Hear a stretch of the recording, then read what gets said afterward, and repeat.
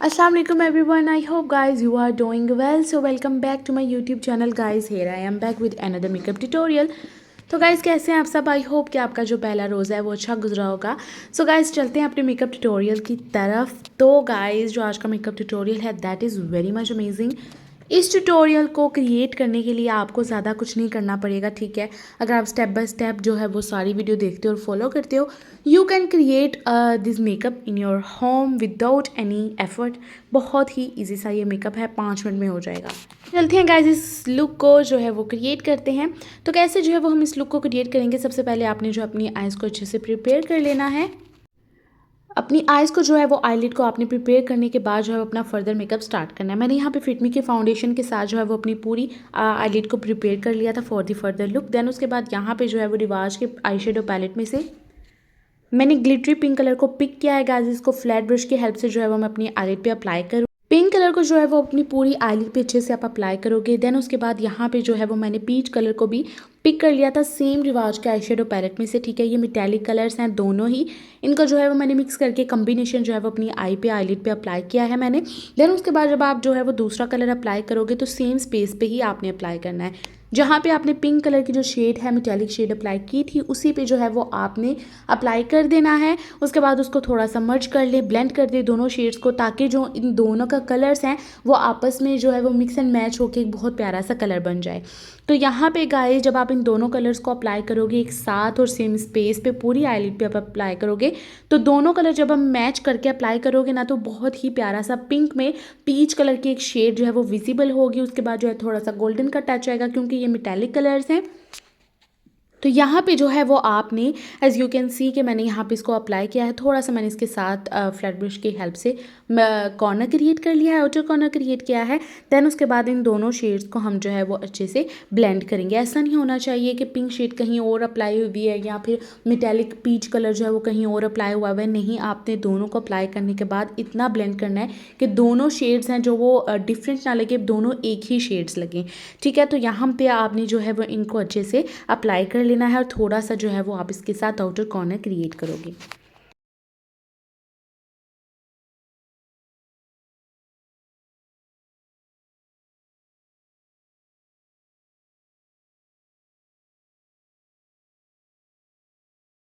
Then guys उसके बाद अपने फर्दर स्टेप के लिए यहाँ पर जो है वो मैंने क्रिस्टीन के आई शेडो पैलेट में से पर्पल कलर को जो है वो चूज़ किया है।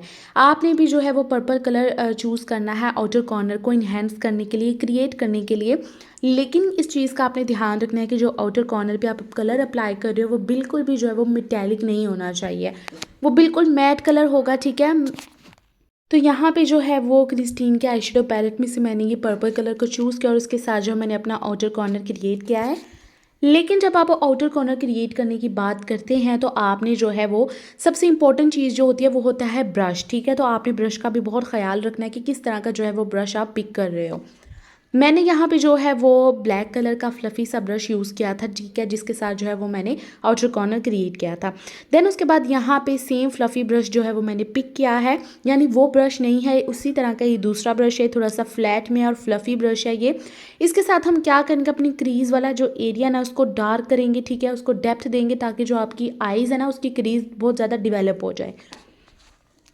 तो यहाँ पे जो है वो क्रीज़ का एरिया था ना जो वो उसको डिवेलप करने के बाद, जो क्रीज़ वाला एरिया था ना उसको डिवेलप करने के बाद आपने क्या करना है, सारी जो शेड्स हमने अप्लाई किए हैं उसको वन बाय वन करके ना आपने उनको ब्लेंड कर लेना है अच्छे से। आपने ऐसा नहीं करना कि जो भी कोई अलग से शेड अप्लाई हुई है, ठीक है, वो एक स्पेसिफिक जगह पे लगी हुई अलग से नज़र आ रही है, नहीं, आपने ये नहीं करना गाइज। इसके साथ क्या होगा कि आपका जो मेकअप है वो बहुत ज़्यादा मैसी हो जाएगा, ठीक है। तो आपने क्या करना है कि अपना जो जो आपने शेड अप्लाई किया है, चाहे वो मेटालिक है चाहे वो मैट है, आपने उसको अच्छे से ब्लेंड कर देना है, ठीक है, with the help of this fluffy brush, ठीक है। आप फ्लैट ब्रश ले सकते हो, फ्लफ़ी ब्रश ले सकते हो, तो उसके साथ जो है ना वो आपने इस तरह सिमेट्रिकल एक कॉर्नर जो है वो क्रिएट कर देना है।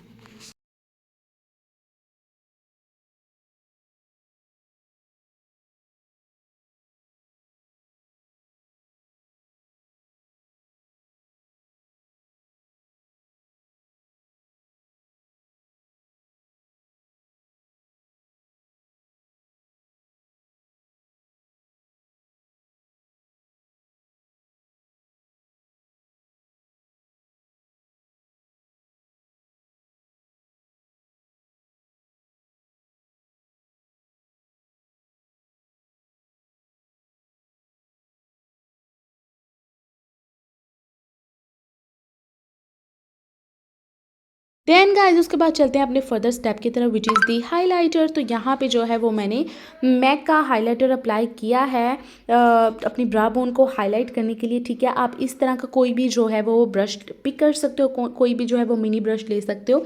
आपने उस ब्रश की हेल्प से क्या करना है कि अपनी ब्रा बोन को हाईलाइट कर लेना है अच्छे से, और यहाँ पे जो है वो आपने इसको जो है वो हाइलाइटर को अप्लाई करना है। आप चाहो तो कोई और भी हाइलाइटर पिक कर सकते हो, ज़रूरी नहीं है कि अगर आपके पास जो है वो कोई ब्रांडेड हाइलाइटर ही होगा तो आपने जो है वो अप्लाई करना नहीं। आपके पास कोई भी हाइलाइटर है तो जो है वो अपनी ब्रा बोन को हाईलाइट करने के लिए आप जो है वो अप्लाई कर सकते हो। देन उसके बाद फर्दर बात आ जाती है आईलाइनर की, कि हमने आईलाइनर कौन सा अप्लाई करना है और कौन सा सूटेबल है, कौन सा सही रहेगा। तो यहाँ पे जो है वो एक्वा का जेल लाइनर मैं अप्लाई कर रही हूँ अपनी आईलिड को मज़ीद डिफाइन करने के लिए, अपनी आई शेड को जो मैंने अप्लाई की है उसको मज़ीद जो है वो इन्हेंस करने के लिए। तो यहाँ पे जो है वो मैं एक्वा का लाइनर अप्लाई कर रही हूँ। अब कोई भी जो है वो आपके पास लाइनर है, कोई भी है तो आप अप्लाई कर सकते हो। ठीक है, तो यहाँ पे जो है वो मैंने इसको अप्लाई कर लिया है। मैंने इसको स्टार्ट किया था मिड अपनी आइज़ के मिड में से, और इसको जो है वो फर्दर मैंने इसके साथ कॉर्नर क्रिएट किया। देन उसके बाद जो है वो अपनी इनर कॉर्नर की जो आईलिड थी वहाँ पे भी इसको मैंने अप्लाई किया बहुत छोटा सा। इसके साथ जो है वो हम विंग क्रिएट करेंगे। देन उसके बाद जो है वो फर्दर हमारा स्टेप है लोअर आईलिड। तो लोअर आईलिड पे मैंने कोई भी शेड जो है वो अप्लाई नहीं की हुई थी इससे पहले। मैंने डायरेक्ट क्या किया है कि जो लाइनर जिसके साथ मैंने अपना विंग क्रिएट किया था उसी को जो है मैंने लोअर आईलिड पे अप्लाई किया है। सीक्वेंस के साथ एक थोड़ी सी जो है मैंने थिक सी लाइन अप्लाई की है। देन उसके बाद आपने क्या करना है कि कोई भी फ्लैट ब्रश ले लें, उसके साथ जो है वो आपने मेटेलिक कलर की जो शेड हमने आई बॉल पे अप्लाई की थी उसी शेड को जो है वो हम अपनी लोअर आईलिड पे अप्लाई करेंगे।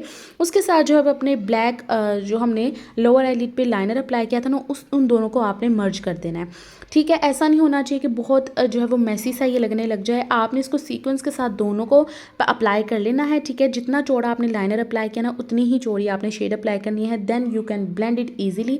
ठीक है, अगर आप जो है ना वो एक को वो थिन रखेंगे, एक को थिक रखेंगे, फिर जब आप ब्लेंड करोगे ना तो वो बहुत मैसी सा हो जाएगा, नीटनेस नहीं आएगी बिल्कुल भी। तो आपने दोनों को जो है वो इक्वल अप्लाई करना है। देन उसके बाद थोड़ा सा जो है वो कॉर्नर मैंने इनर साइड पे क्रिएट किया। उसके बाद यहाँ पे मेरा लुक जो है वो ऑलमोस्ट कंप्लीट हो गया था। उसके बाद यहाँ पे मैंने क्या किया, मस्कारा अप्लाई किया था। तो यहाँ पे मस्कारा जो है वो आपको ज़्यादा क्वांटिटी में आपने अप्लाई करना है। बहुत कम क्वांटिटी में आप अप्लाई करोगे तो आपकी जो लैश है वो फ्लफ़ी नहीं होंगी, उनके साथ जो आपका पूरा लुक है वो ख़राब हो सकता है। तो इसलिए आपने इस चीज़ को ध्यान रखना है कि जो मस्कारा है वो आपने प्रॉपर तरीके से अच्छी क्वांटिटी में जो है वो अप्लाई करना है। तो यहाँ पे मेरी वीडियो हो गई थी कंप्लीट और मेकअप ट्यूटोरियल हो गया था कंप्लीट। आई होप गाइस कि आपको जो ये ट्यूटोरियल है अच्छा लगा होगा। अगर आपको ये पसंद आया है तो मुझे कमेंट सेक्शन में ज़रूर बताएं, और अगर नहीं भी आया तो भी गाइस मुझे अपने फीडबैक ज़रूर शेयर करें। तो गाइस मुझे इंस्टाग्राम पे फॉलो करना ना भूलें। इंस्टाग्राम की आईडी है जो वो आपको डिस्क्रिप्शन में मिल जाएगी। तो मिलते हैं गाइस नेक्स्ट वीडियो में। अपना रखिएगा बहुत सा ख्याल। अल्लाह हाफिज़।